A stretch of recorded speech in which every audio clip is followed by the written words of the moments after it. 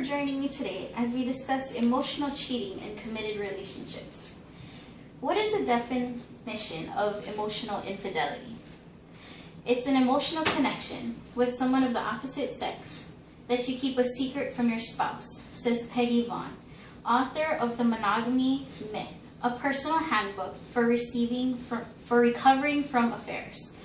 Basically, emotional affairs occur when one partner is channeling physical or emotional energy, time, and attention into someone other than the person they are in a committed relationship with, to the point that their partner feels neglected. Out of 1,000 Americans, 60%, 600 people, say they would consider a partner unfaithful for having a deep emotional connection with someone else. Only 18% said it wasn't. How many times have you looked at your partner and honestly said, "We were just grabbing a drink, it was a hard meeting, he was confiding in me, he doesn't have anyone else to talk to"? Anytime you feel that you have to give such an excuse is already a form of emotional disconnection from your partner and emotional cheating. The term office husband comes from emotional cheating, where they're texting each other, whether you're a man or a woman, texting each other outside of work time, talking about, if you're having frustrations in your marriage, frustrations with your relationship, if you begin testing the waters, having sexual jokes, any kind of jokes that you would deem inappropriate to speak with another person other than your spouse. And also you contact them outside of friendship hours. So if your spouse falls asleep and all of a sudden you think, "Oh, now I'm free, I can talk with them," or "My spouse has a meeting and now I can talk to them." Anytime that sort of situation comes up, that's considered emotional cheating. Affairs are not necessarily just about the sexual act. We as humans are already geared to want to have sex with each other, to want to procreate. When you look at what separates us from animals to humans, it's that emotional connection we share with each other. Once that emotional connection and trust is broken, that's where the cheating starts. A noted psychologist says that if people were to come to her when they're feeling disconnected from each other, it's so much easier than if they're feeling disconnected and now there's a third person involved.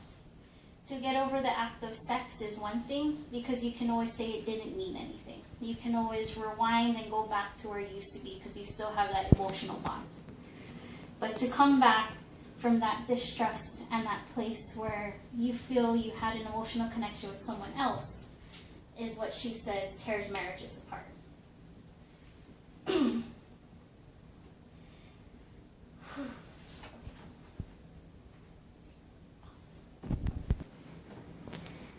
So now I'd like to tell you about Gail's client.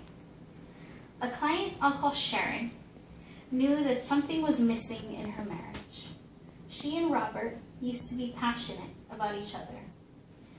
She said, but after 12 years and 2 children, she felt removed. Robert never asked her how work was, never asked her how her day was. She was worried and felt like she didn't know what she was doing.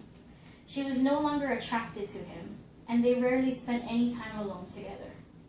Instead, she threw her energy into raising her children and her job as a paralegal. Life became more bland. Then there was Todd. He'd been with the firm longer than Sharon and showed her the ropes. They would discuss complicated cases, and Sharon found his enthusiasm engaging. They grabbed coffee together, and soon coffee became lunch. Lunch led to dinner, and then it led to phone calls and emails as their conversations went from professional to deeply personal.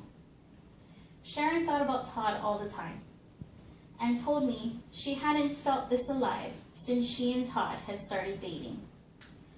While she recognized a crush, her excitement about seeing him, her pleasure, and his jokes, her relief in confiding in someone who got her, she told herself there was nothing wrong with this. There's nothing wrong with what she was doing because they weren't having sex. Robert, however, started to notice his wife's coming home later. She was on her cell phone a lot on the weekends, and when he asked her who she was talking to, she became evasive.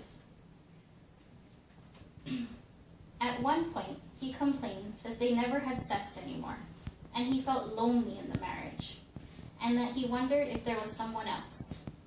Sharon assured Robert wholeheartedly she thought that there was no one else, that she wasn't having an affair. While she felt a little guilty, the thought of giving up Todd, the way he made her feel beautiful, funny, and fantastic, was unbearable. Thinking back onto your own personal relationships, have you ever thought of someone that way? Have you ever felt that someone else got you better than your partner? Someone that made you feel the way you did the first time you met your partner, the first time you talked to them, the first time you kissed. Emotional cheating steers clear of physical intimacy, but it does involve secrecy, deception, and therefore betrayal. People in non-sexual affairs preserve their deniability, convincing themselves they don't have to change anything. That's where they're wrong. If you think about it, it's the breach of trust more than the sex that's the most painful aspect of the affair. As I told you earlier, the psychologist said it's easier to fix a relationship based on physical intimacy than one that's broken on emotional distrust. Looking over everything that I presented to you today, I hope that you can look at your relationships and see what you can improve upon, what you may not have thought of as cheating, and hopefully educate those in your life about this. Thank you.